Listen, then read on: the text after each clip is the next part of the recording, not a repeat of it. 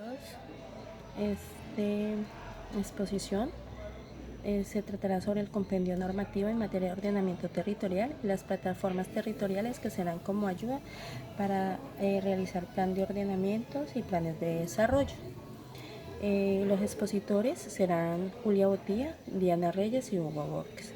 Somos de la CETAL de Leticia Amazonas, estudiantes de 10º semestre. En este momento estamos asistiendo al seminario con el profesor Juan Ernesto Hernández de Planeación del Desarrollo. En primer lugar, para poder hablar del compendio normativo de ordenamiento territorial, debemos conocer cuáles son esas entidades territoriales de Colombia. Las entidades de Colombia son los departamentos, los municipios, los distritos y los territorios indígenas.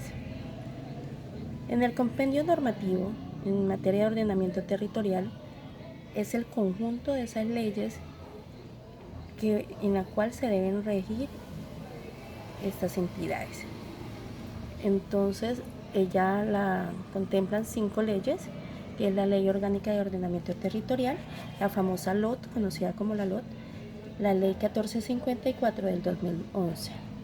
Dicta las normas orgánicas para la organización política administrativa del territorio colombiano, enmarcar en las mismas el ejercicio de las actividades legislativas en materia de normas y disposiciones de carácter orgánico relativas a la organización política administrativa del Estado en el territorio y establecer los principios rectores del ordenamiento.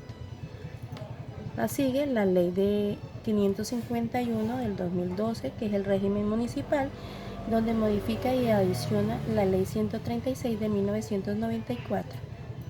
Esta tiene por efecto modernizar la normativa relacionada con la del régimen municipal dentro de la autonomía que reconoce a los municipios la Constitución y la ley como instrumento de gestión para cumplir sus competencias y funciones, modifica los criterios de categorización y los requisitos para la creación de municipios. Seguida de la Ley 1617 del 2013, que es el régimen para los distritos especiales. Esta contiene las disposiciones que conforman el estado político, administrativo y fiscal de los distritos. Seguido de la Ley de Áreas Metropolitanas, la 1625, que es la que dicta las normas orgánicas para dotar a las áreas metropolitanas de un régimen político, administrativo y fiscal, que dentro de la autonomía reconocida por la Constitución política y la ley sirva de instrumento de gestión para cumplir con sus funciones. Seguida del ABC de los esquemas asociativos. Este ABC son los acuerdos de voluntades entre entidades territoriales o asociaciones de entidades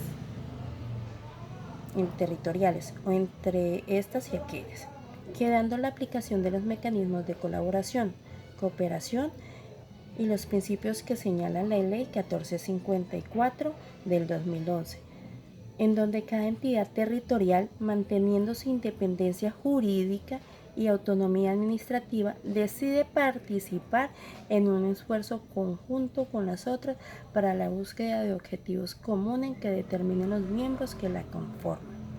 La Ley 1454 del 2011, el artículo 9, nos dice: el Estado promoverá procesos asociativos entre entidades territoriales para la libre y voluntaria conformación de alianzas estratégicas que impulsen el desarrollo autónomo y autosostenible de estas comunidades. Ahora hablaremos sobre el POT.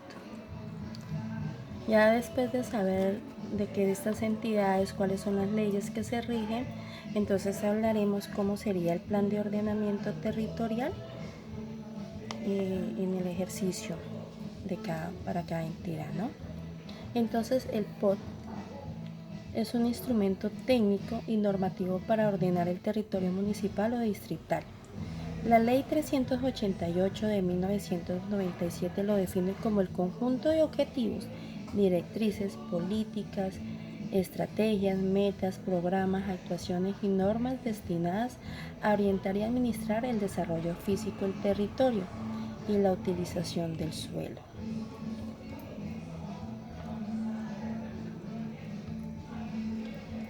El PO se constituye en una carta de navegación para ordenar el suelo urbano y rural con el fin de consolidar un modelo de ciudad en largo plazo, y para ello diseña una serie de instrumentos y mecanismos que contribuyen a su desarrollo.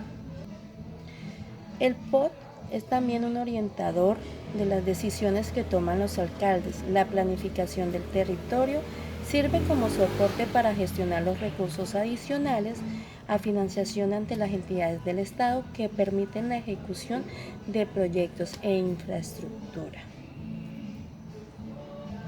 Hay que tener mucho en cuenta que las ciudades deben crecer ordenadamente, de manera tal que los recursos con que se cuentan para el desarrollo de la comunidad se empleen eficientemente y de manera sostenible en el tiempo.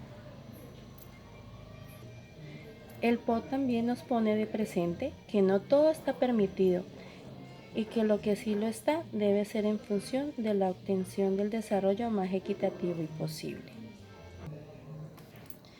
El POT nos propone a las administraciones los retos de corto plazo que tiene nuestra ciudad, sin perder de vista las metas y necesidades a largo plazo y cómo refrendar el cumplimiento de los objetivos de desarrollo sostenible en el 2030.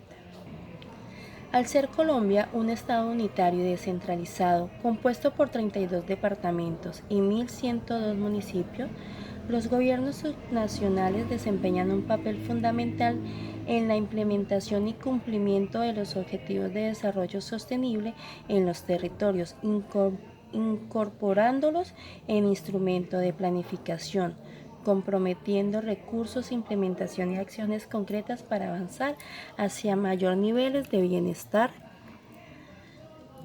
y progreso de sus habitantes. Estos